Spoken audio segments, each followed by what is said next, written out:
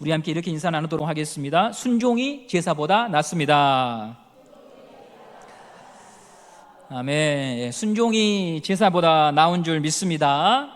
오늘은 우리 여호수아 10장을 봅니다. 지난 시간에 히위족 속에 속한 기브온 사람들이 이스라엘에 편입되기 위해서 어떻게 했는가를 살펴보았습니다. 그들은 가나안 땅에 거주하는 민족임에도 마치 먼 곳에서 하나님에 대한 소문을 듣고 찾아온 사람인 것처럼 연기를 했죠. 하나님께서 이스라엘 백성들에게 가르쳐 주신 율법 중에 신명기 말씀을 보시면은요, 이렇게 하나님이 말씀하셔요. 너희가 저 멀리 있는 민족들을 대할 때는 곧바로 칼을 빼들지 말고 먼저 평화를 선언해라. 그래서 그 평화를 그들이 받아들이면 같이 협정을 맺어도 된다. 그런데 가나안 민족은 절대 안 된다. 그런 말씀을 하셨거든요. 우리 신명기 20장 15절 16절 말씀을 보도록 하겠습니다. 시작. 너가 내게서 멀리 떠난 성읍들 곧 이 민족들에게 속하지 아니한 성읍들에게는 이같이 행하려니와, 이게 바로 화친을 맺을 수 있다는 거예요. 그 다음입니다. 오직 내 하나님 여호와께서 내게 기업으로 주시는 이 민족들의 성읍에서는 호흡 있는 자를 하나도 살리지 말지니, 가나안 족속은 살려두면 안 된다는 거죠. 그래서요, 기브온 사람들이 여호수아와 리더들을 찾아와서 우리 멀리서 왔습니다 라고 속였잖아요. 그래서 학자들은 어떻게 보냐면요, 기브온 사람들이 이 율법을 알고 있었을 거라고 추정을 하고 있어요. 하나님께서 이스라엘 백성들에게 말씀하신 이 설교의 내용을 기브온 사람들도 알고 있었고, 그것을 이용해서 이스라엘 백성들을 속인 것 아닌가, 이렇게 보고 있죠. 참 놀라운 부분이에요. 그들은 이스라엘 사람들을 속이기 위해서 연출을 했습니다. 헤어진 옷을 입고 떨어진 신발을 신었고 곰팡이 핀 음식을 준비해서 이걸 보여주며 저희들 멀리서 고생하며 여기까지 왔습니다 라고 했죠. 이런 모습을 잠시 머릿속에 생각해 보면, 기브온 사람들은 어떤 사람들일까? 머릿속으로 생각해 볼 때 좀 유약하고 그런데 좀 뺀질하는 그런 사람들일까? 이런 생각을 해보게 되거든요.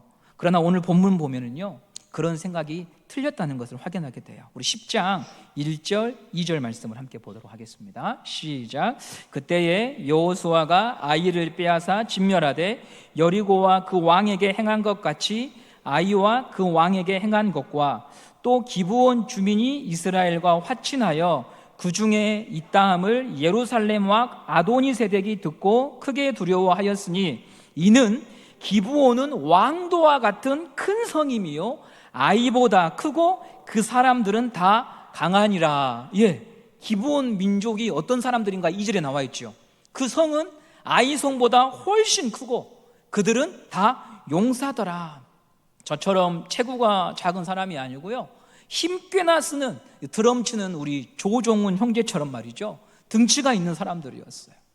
그래서 가나안 민족은요, 기브온 주민들이 투항했다고 하는 소식을 듣고 놀랐죠. 기브온 주민들은 아이성보다 크고 그들은 용사인데 어떻게 다 스스로 손을 들고 항복하고 하나님을 믿겠다며 투항한 것일까? 화도 나고 또한 굉장히 충격을 받았습니다. 오늘 설교의 주제가 기적을 경험하는 삶인데요, 저는 기브온 사람들이 이스라엘의 하나님을 믿겠다며 회심한 것이 무엇보다 큰 기적이다, 이렇게 말씀을 드리고 싶어요. 원래 그들은 하나님의 심판이 예정된 사람들이에요. 그런데 구원을 받고 하나님 나라 백성이 되었어요. 우리의 모습과 비슷하잖아요. 우리는 본래 하나님 나라에 자리가 없고 이방인입니다. 그러나 하나님의 은혜로 예수를 믿어 구원을 받았습니다. 운명이 바뀌었죠. 사형수가 사면을 얻고 하나님 나라의 시민이 된 거예요. 2주 전인가요, 교회에 귀하신 분들이 방문했어요. 전도부 대원이신 모 권사님의 부모님께서 목요일 전도 모임 식사에 오셔서 자리를 함께 하셨거든요.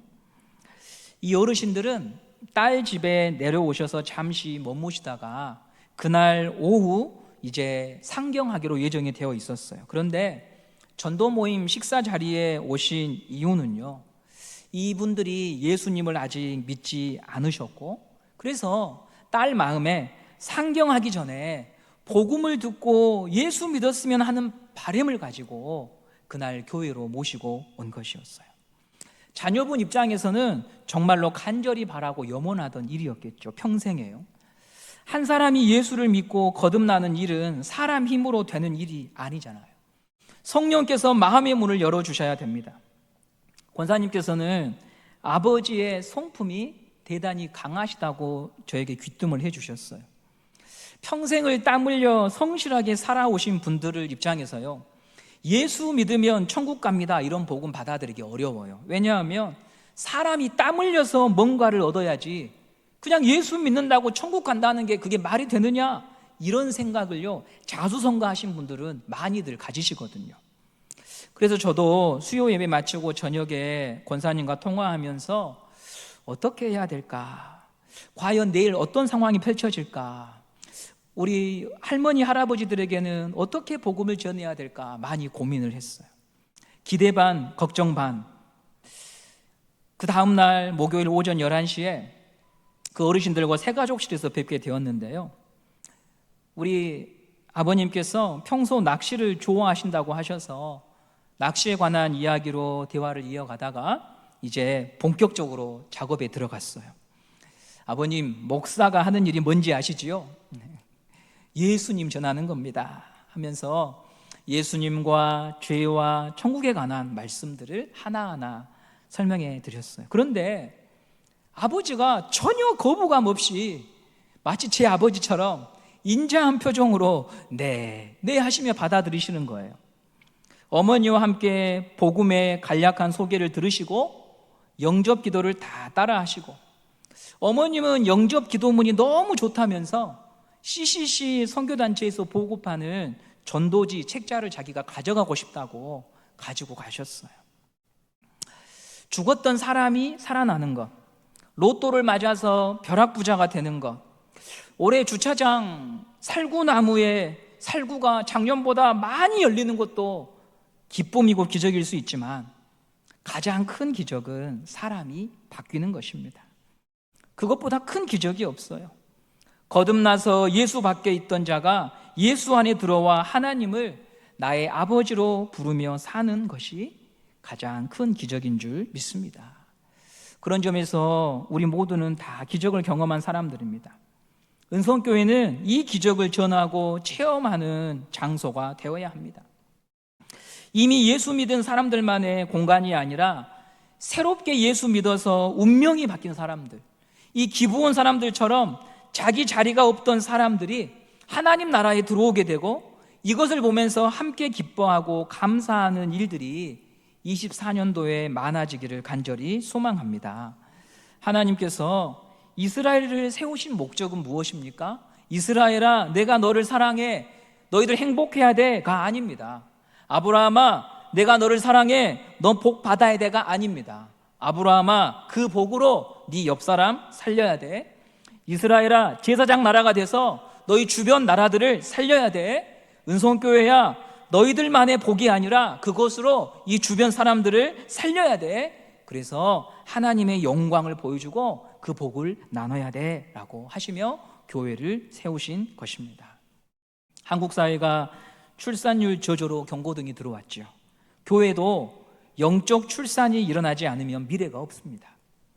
영적 출산이 계속 일어나서 생명에 태어나는 기적을 계속 경험해야 됩니다. 이런 기쁨이 24년도 우리 교회 곳곳에서 일어나기를 기도합니다. 그러기 위해서 필요한 게 있습니다. 결론을 미리 내지 마시고 믿음으로 도전하십시오. 권사님께서 만일 우리 아버님은 완고해 그냥 편하게 지내시다가 올라가시라고 해야지, 다음에도 기회가 있겠지 하며 미루시면 아무런 일도 일어날 수가 없습니다. 마음에 부담이 있을 때 교회로 모시고 오셔서 복음을 듣게 하셨기 때문에 감사할 제목이 생긴 것입니다. 우리가 미리 결론을 내고 겁을 먹기보다는 하나님이 기뻐하시면 도전할 수 있는 성도님들 되시기 바랍니다. 그럴 때 하나님께서 준비하신 것을 맛볼 수 있습니다. 지레 겁을 먹고 물러서지 마시고요, 도전하십시오. 물론 권사님의 부모님이 완고한 태도로 그날 받아들이지 않으셨을 수도 있습니다. 다른 태도를 보이실 수도 있겠죠. 그런데요, 저는 이렇게 생각합니다. 그건 실패가 아니고요, 목적지에 도달하기 위한 과정이다. 그러므로 두드려야 됩니다. 말을 건네시고요, 도전해 보시고, 그래서 하나님이 예비해 놓은 것을 맛볼 수 있는 우리 은성교회 성도님들 되시기를 바랍니다. 기브온이 이스라엘에 투항했다고 하는 소식이 퍼져나갔습니다. 전쟁이 임박한 상황이기 때문에 가나안 민족들의 충격은 더욱 컸습니다. 그래서 그들은 기브온을 손봐주기로 하죠. 우리 4절 말씀을 함께 보도록 하겠습니다. 4절입니다. 시작. 내게로 올라와 나를 도우라. 우리가 기브온을 치자. 이는 기브온이 여호수아와 이스라엘 자손과 더불어 화친하였음이니라 하매. 가나안 연합군의 수장이 오늘 본문 보시면 예루살렘의 왕이에요. 장차 하나님의 도성이 될 예루살렘이 그 당시에는 이방의 나라였고요, 그 왕의 이름은 아도니세덱이라고 합니다. 이 아도니세덱의 이름의 의미는 의의 왕이다. 의의 왕. 세상에도요, 의리가 있죠. 의가 있습니다. 재미가 있고요, 즐거움이 있습니다. 그런데 그 의가 이익의 문제가 불거지면 금방 원수가 됩니다. 내 밑에 있을 때에는 내가 잘 봐줬지만 나한테 등을 보이는 순간 이 왕들이 하는 모습은 어떻습니까? 살려둘 수 없다는 겁니다. 그러나 우리가 믿은 하나님의 은은 어떻습니까? 예수 그리스도의 은은 어떻습니까? 그분의 은은 변함이 없습니다. 그분의 의로움은 자기가 죽고 나를 살려주시는 의입니다. 내가 율법을 어기고 불순종했는데 예수님께서 나의 죄를 대신하여 죽으시고 나를 구원해 주심으로 예수 그리스도의 의가 무엇인지를 우리에게 보여주셨습니다. 5나라의 왕이 연합하여 기브온을 겁박하자 기브온은 급히 이스라엘에게, 여호수아에게 기별을 띄웁니다. 우리 6절 말씀을 함께 보도록 하겠습니다. 6절입니다. 시작. 기브온 사람들이 길갈 진영에 사람을 보내어 여호수아에게 전하되 당신의 종들 돕기를 더디게 하지 마시고 속히 우리에게 올라와 우리를 구하소서. 산지에 거주하는 아모리 사람의 왕들이 다 모여 우리를 치나이다. 이 연락을 받고 이스라엘 사람들은 긴장했을 거예요. 왜냐하면 지금까지 약속의 땅을 들어왔어요. 요단강을 건너서 들어오면서 하나의 성읍과 1대1 전투만 벌였거든요. 1대 다수로 싸운 적이 없습니다. 근데 지금은 1대5로 싸워야 되는 상황이에요. 누구 때문에 이런 일이 일어났습니까? 기브온 때문에. 우리를 속이고 화친한 조약을 맺은 기브온 때문에 대단히 큰 싸움에 휘말려 들었어요. 만일 우리가 그 입장이 되면 어떤 마음이 들까요? 기브온 주민으로 인해서 생각지 못한 위험에 처했으니까요, 공동체에서 여러 가지 말들이 나올 수 있죠. 기브온 주민을 못마땅하게 생각하는 사람들은 저 사람들 때문에 우리도 위험에 처하게 되었으니 그 맹세에 무효로 하자며 강하게 나올 수도 있습니다. 그런 다툼과 분열과 갈등 속에서 10장으로 가지 못하고 9장에서 세월을 낭비하게 될 수도 있는 거죠. 다툼과 갈등 속에서 한 걸음도 내딛지 못한 채 누구 때문이냐 책임만 묻다가 약속의 땅을 밟지 못할 수 있는 거죠. 그런데 이스라엘은 기브온 주민에게 닥친 위기를 공동체 전체의 기도 제목으로, 공동체 전체가 책임져야 될 사안으로 끌어안습니다. 7절을 보도록 하겠습니다. 7절입니다. 시작. 여호수아가 모든 군사와 용사와 더불어 길갈에서 올라가니라. 책임져야 될 이 문제를요, 회피하지 않고 여호수아와 이스라엘 백성들이 끌어안아요. 책임질 문제가 있을 때마다 빠져나가려고 하는 사람이 많다면 공동체는 소망이 별로 없지요. 한 다리만 살짝 걸쳐놓고 얼굴을 비추는 사람들은 어느 집단이나 항상 있습니다. 중요한 건 나는 어떤 사람인가를 되돌아보는 거죠. 그저 남들에게 사람 좋다는 말을 듣기 위해 사는 것은 사명자가 가는 길은 아니죠. 억울함도 있고요, 오해도 받아요. 그것을 견디고 인내하는 시간이 필요합니다. 무모해 보이는 일처럼 여겨지는 일에 때로는 발을 들여놓고 인내하면서 참아내야 되는 날들도 있는 겁니다. 현대 교회는 믿음의 야성을 잃어가고 있어요. 왜냐하면 미리 다 생각하고 점검하고 답이 나와야 움직이려고 하거든요. 물론 하나님이 우리에게 주신 머리와 지혜를 가지고 합리적인 길을 찾아야 돼요. 절약하고 쉬운 길을 찾고 원하는 그림이 그려질 수 있도록 노력해야 되지만요, 이것에 우리가 매여 있을 때 한 가지 놓치게 되는 것은 하나님이 역사할 공간이 별로 없어요. 그저 사람이 생각한 대로 됐다, 봤지, 내 말 맞지, 이런 것은 참 많은데 하나님이 일하실 여백이 점점 없어지는 신앙과 교회가 되어가고 있어요. 그래서 자세히 들여다보면 하나님을 믿는 것인지 나를 믿는 것인지 구별하기가 참 쉽지가 않아요. 나의 경험과 생각으로만 지어진 집에 살면서 그 집을 2층, 3층 올려가면서 교패만 하나님이라고 붙여놓고 사는 것은 신앙생활이 아니죠. 성도라면 누구나 선망하고 바라보는 아브라함은 무엇을 쫓아간 사람입니까? 그는 창세기 12장 4절에 이렇게 기록이 되어 있습니다. 우리 창세기 12장 4절 말씀을 보도록 하겠습니다. 시작. 이에 아브라함이 여호와의 말씀을 따라갔고 롯도 그와 함께 갔으며 아브라함이 하란을 떠날 때에 75세였더라. 아브라함이 여호와의 말씀을 따라갔더라. 그는 혈혈단신 혼자 간 게 아니에요. 재산과 식솔이요 수백 명에 이르렀습니다. 수백 명이 족히 되는 무리의 족장이었습니다. 나이도 제법 있고요, 살아온 경험도 있습니다. 안정된 삶을 살고 있었죠. 그런데 한 번도 가보지 못한 땅을 향하여 하나님께서 가라고 할 때 답사를 가져간 게 아니고 그저 말씀을 쫓아간 무모한 모험을 감행합니다.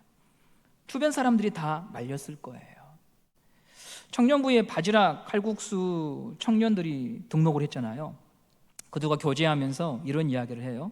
목사님, 저희 여기서 사업 시작할 때 이 주변 동네 사장님들이 다 말렸어요. 너희들이 젊어서 아직 몰라서 그런다. 여기는 장사가 되는 곳이 아니다. 이전 사장님들 다 본전도 못 찾고 손 털고 나갔으니까 너희 다시 생각해봐라. 그렇게 말렸다는 거죠. 아브라함이 길을 떠날 때 들을 법한 소리입니다. 나이가 들더니 영감님이 이상하구나.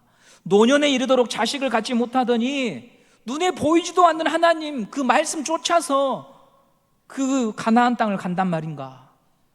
그런데 아브라함은 사람들의 편견과 살아온 경험에 자신을 맡기기보다 하나님의 말씀에 자신을 묶어두고 보이지 않는 세계로 들어갔던 것이죠.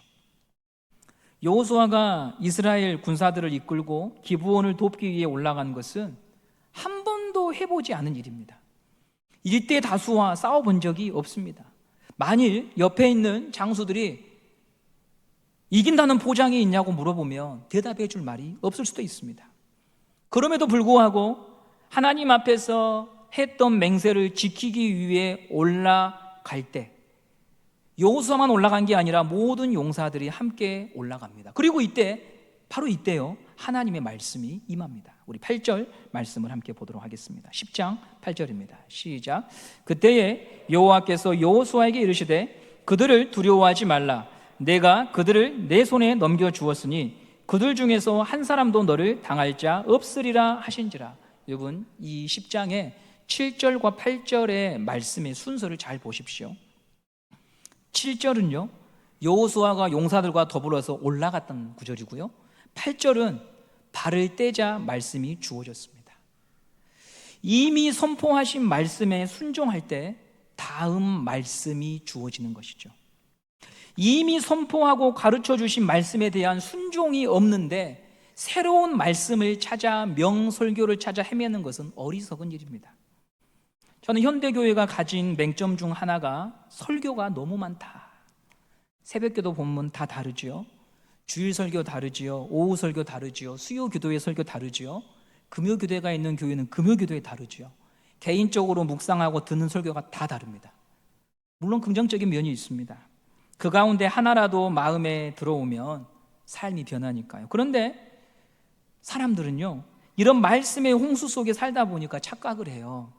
나는 말씀을 가까이 하는 사람이다 라고 생각하죠. 그런데요, 들은 말씀 가운데 하나라도 순종하고 행하는 것이 없다면 아무리 들어도 안전한 삶이 아닙니다. 신앙의 수준은 듣고 행한 것이 얼마나 되는가를 통해서 확인하는 것이죠. 제가 23년도에 구입한 책이 1000권인데 24년도에는 또 1000권을 모아서 2000권이 되어서 제 서재가 확장되었다고 해서 제 신앙이 깊어졌다거나 제가 성숙했다라고 할 수는 없는 것과 똑같은 거죠.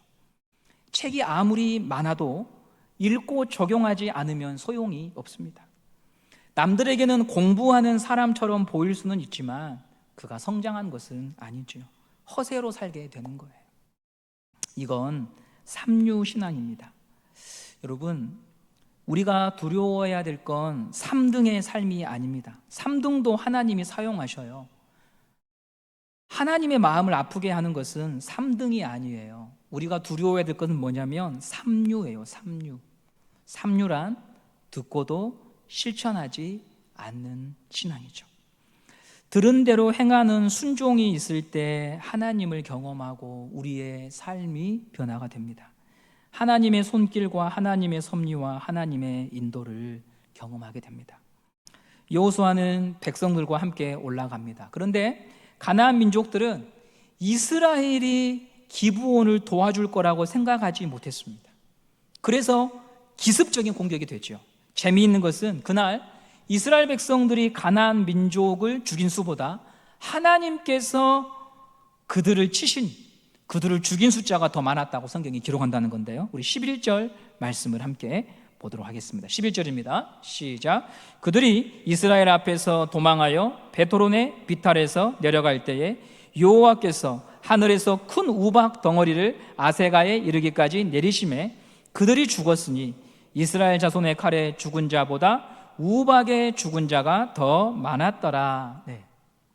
하늘에서 우박이 쏟아졌습니다. 우박이 쏟아지면 실내로 피하지 않는 한 누구나 다 맞게 되어 있습니다. 그런데 11절은 신기한 묘사를 하지요. 우박이 이스라엘 군인들을 피해가고 가나안 군사들 위에만, 그들의 머리에만 떨어지는 거예요. 얼마나 신비한 일입니까? 이스라엘은 하나님의 손길을 경험하고 있습니다. 이 모든 기적의 바탕은 들려주신 말씀에 순종할 때, 어려움도 있고 희생도 따르지만 순종할 때 하나님이 예비해 놓은 것을 맛보는 민족이 되었던 것이죠. 아, 하나님이 이런 분이구나. 간중으로 듣는 하나님이 아니라 순종할 때 경험하는 그 하나님, 그분을 우리는 만나야 하는 것입니다. 여러분, 우리는 이미 기적의 삶에 동참한 사람들입니다. 예수 믿어 운명이 바뀌었으니까요. 그런데 여기서 더 나가야 됩니다. 그 비결은 들은 바 말씀을 판단하고 자로 재어서 모든 시간을 거기에만 낭비하는 게 아니라 왜 이 말씀을 나에게 주셨을까를 고민하며 순종하는 것입니다. 그럴 때 하나님이 예비하신 것을 경험하고 보게 되는 교회가 될 수 있습니다. 루키서를 배경으로 쓴 사랑하다 사랑하다라고 하는 책이 있습니다. 폴 밀러 목사님이 쓴 책인데요, 그 책에 기억에 남는 구절이 있어서 그 글귀를 함께 보며 오늘 말씀을 마치도록 하겠습니다. 같이 보겠습니다. 시작. 완벽한 공동체를 찾으려 하는 사람들의 가장 큰 문제는 바로 그것, 곧 찾으려 한다는 것이다. 공동체란 찾는 것이 아니라 당신이 사랑으로 만드는 것이다. 아멘. 공동체는 찾는 게 아니라 저와 여러분이 만들어가는 것입니다. 그 기적의 공동체는 순종하여 하나님의 일을 보고 즐거워하는 사람들을 통해 만들어지는 것이죠.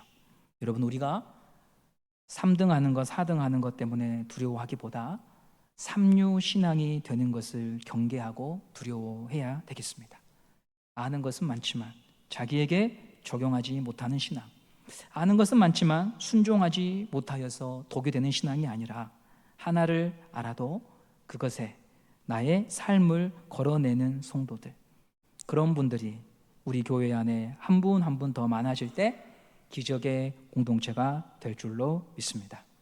오늘도 여러분 쉬고 싶고 또한 편하게 예배 드릴 수 있지만 이 자리까지 나아오신 여러분들, 하나님께서 여러분의 마음에 주신 말씀이 있을 줄 믿습니다.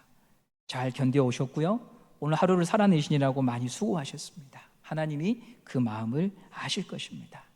오늘도 성령께서 우리에게 주신 감동에 따라서 순종하며 또한 사랑하며 용서하는 우리 모든 성도들 되시기를 간절히 소망합니다.